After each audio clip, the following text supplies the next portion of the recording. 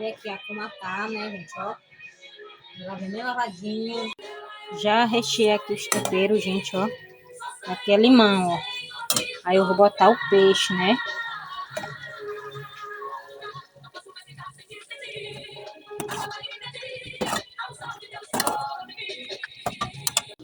Já coloquei aqui o peixe, né, ó.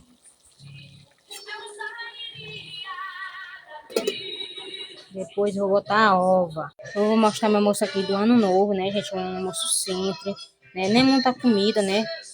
É um almoço simples, arroz branco, né? E também o peixe aqui, né, com matá. Ficou assim. Deixei muito caldo, gente, pra mim fazer o molho. Aí eu deixei mais caldo. Tem a ovinha, né? E é isso, meu almoço de hoje, né? Do ano novo. Almoço simples, mas agradeço muito a Deus, né? A gente tem que agradecer a Deus, não reclamar, né?